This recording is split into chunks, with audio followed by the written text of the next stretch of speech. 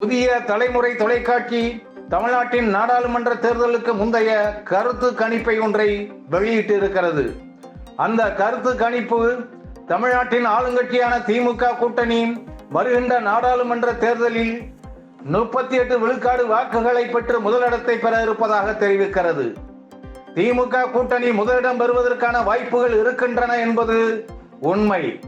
திமுக கூட்டணி முக்கிய கட்சிகளை உள்ளடக்கிய ஒரு வலுவான கூட்டணியாக இருக்கிறது. அது மட்டுமல்லாது மாநிலத்தை ஆளுகின்ற கட்சியாக இருப்பதால் அந்த கூட்டணியின் வலிமை கூடுகிறது. பணபலம், ஊடக பலம் எல்லாவற்றிலும் திமுக முன்னணி வகுப்பதை யாரும் மறுப்பதற்கு இல்லை. எனவே திமுக கூட்டணி முதலிடத்தை பெறுவதில் ஆச்சரியம் இல்லை. ஆனால் எது ஆச்சரியம், அதிர்ச்சி என்றால் தமிழ்நாட்டில் வருகின்ற நாடாளுமன்ற தேர்தலில் பாஜக 2வது இடத்தை பெற்றதாக அந்த கருத்து கணிப்பில் வந்த முடிவுதான்.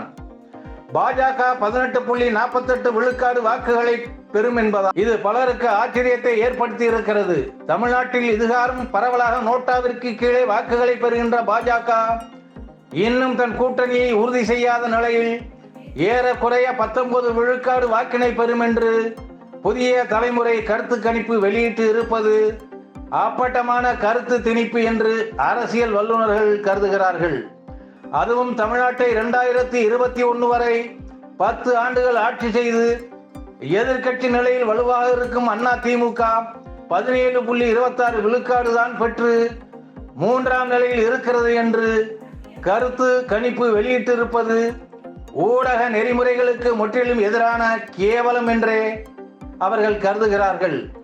அதுவும் புதிய தலைமுறை போன்று தொடக்கத்தில் ஒரு நடுநிலை ஊடகமாக வளர்ந்த ஒரு தொலைக்காட்சி இன்று அப்பட்டமாக ஒன்றியத்தை ஆளுகின்ற பாஜகவை வருகின்ற நாடாளுமன்ற தேர்தலில் கைதூக்கி விடும் வேலையை அது செய்கிறது என்றே நடுநிலையாளர்கள் கருதுகிறார்கள். இது எதை காட்டுகிறது என்றால் பாஜக ஊடகங்களுக்கு நெருக்கடி கொடுத்து அவைகளை தன் கட்டுக்குள் வைத்து தன் வலுவை பெருக்கும் காரியத்தை கச்சிதமாக செய்கிறது என்பதைத்தான். அதோடு இந்திய தமிழ்நாட்டு ஊடகங்களும் ஒன்றிய பாஜகவை அனைத்து ஊடக நெறிமுறைகளுக்கு மாறாக ஆதரித்து அதை காப்பாற்ற வேண்டிய கடமையை சிறப்பாக செய்து வருகின்றன என்ற செய்தி இன்று உண்மையாகிவிட்டது. பாஜக தன்னுடைய பணபலத்தால், ஊடக பலத்தால் தமிழ்நாட்டில் காலூன்ற முயற்சிக்கிறது என்பது உண்மை. அதோடு இன்று பல கட்சிகளிலிருந்தும் ஆட்களை பிள்ளை பிடிப்பவன் செய்வதை போல பிடித்து கொண்டு வந்து தன் கட்சியில் சேர்க்கிறது. அண்ணாமலையை விட்டு பாத யாத்திரை நடத்த சொல்கிறது. எதிர்கட்சிகளை ஈடியை கொண்டு நசுக்க பார்க்கிறது.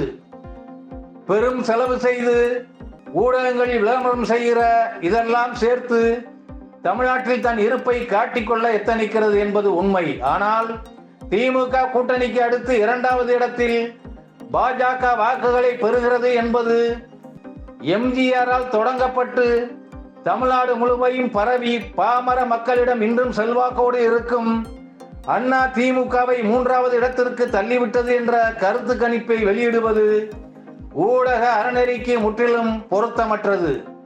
புதிய தலைமுறை பாஜகவிற்கு பாதம் தொட்டு சேவை செய்யும் அந்த பொருத்தமற்ற தரமற்ற செயலை செய்கிறது என்றே நடுநிலையாளர்கள் கருதுகிறார்கள்.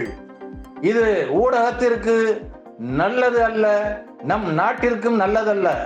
இந்த வீடியோ உங்களுக்கு பிடித்திருந்தா லைக் பண்ணுங்க, ஷேர் பண்ணுங்க. நாம் அதிகம் நேசிக்கும் நம் தமிழ்நாட்டில் நேர்மை தீ பரவ உடனே சப்ஸ்கிரைப் பண்ணுங்க.